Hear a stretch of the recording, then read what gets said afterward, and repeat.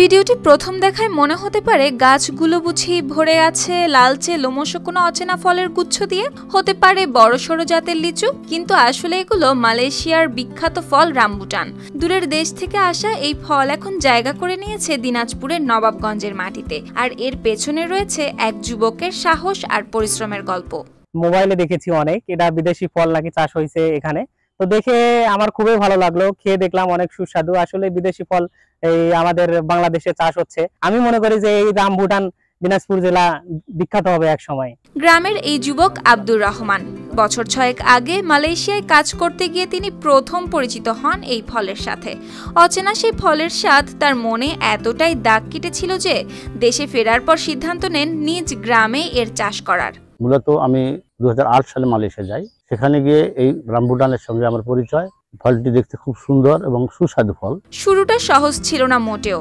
বীজ থেকে চারা করার প্রথম চেষ্টা ব্যর্থ হয়, কিন্তু হাল ছাড়েননি তিনি। বছর 5 আগে ফরিদপুর থেকে মাত্র 10টি চারা গাছ এনে লাগান বাগানে, আর আজ সেই গাছগুলো ভরে গেছে রঙিন রামবুটানে।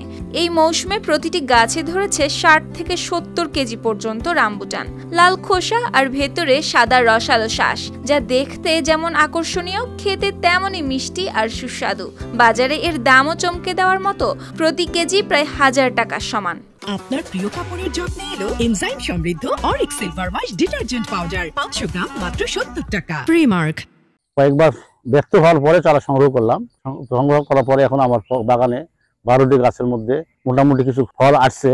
তো এই ফল দেখে এলাকাবাসী অনেক উদ্যোগ এবং আনন্দিত, এবং তাদেরকেও আমি কিছু পরিমাণ ফল খাওয়াচ্ছি এবং কিছু পরিমাণ ফল আমি কেজি দরে 1000 টাকা কেজি দরে বিক্রি করেছি। স্থানীয় মানুষ ছাড়াও আশপাশের জেলা থেকে ভিড় করছেন অনেকেই, কেউ কিনতে, কেউ বা শুধু এক নজর দেখতে। অনেকেই আবার নিজেদের জমিতেও রামবুটান চাষের স্বপ্ন দেখছেন। রামবুটানের বাগানে আজকে আমি আসছি। রামবুটান আসলে থাইল্যান্ডের জাতীয় ফল। এই ফলটা আর কি আমরা পরবর্তীতে লাগার জন্য আর কি বাগান করব আর কি। ফলটা চারা নেওয়ার জন্য ভাইয়ের সাথে কথা বললাম। ফলটার চারা হচ্ছে প্রায় 1200 টাকা প্রতি পিস। এই ফলটা আর কি আমরাও লাগাবো বাগান করে। রামবুটানের চারা নিব, দাম বললো 1200 টাকার কথা, আমি নিব। সঠিক পরিকল্পনা আর সরকারি সহায়তা পেলে রামবুটান চাষ একদিন এই উপজেলায় বাণিজ্যিক আকার ধারণ করবে, এমনটাই মনে করেন এই কৃষি কর্মকর্তা। উপজেলায় প্রথমবারের মতো আব্দুর রহমান নামে একজন কৃষক রামবুটান চাষ করছেন। বিদেশি এই ফলটি ইতিমধ্যেই আমার এই উপজেলায় সাড়া ফেলেছে। কেউ যদি রামবুটান ফসল চাষ করতে চায়, আমাদের কৃষি বিভাগের পক্ষ থেকে সার্বিক সহযোগিতা করা হবে। চাষি আব্দুর রহমানের চোখে এখনো বড় স্বপ্ন। তিনি চান তার গ্রামের মতো সারা দেশে ছড়িয়ে পড়ুক রামবুটান বাগান।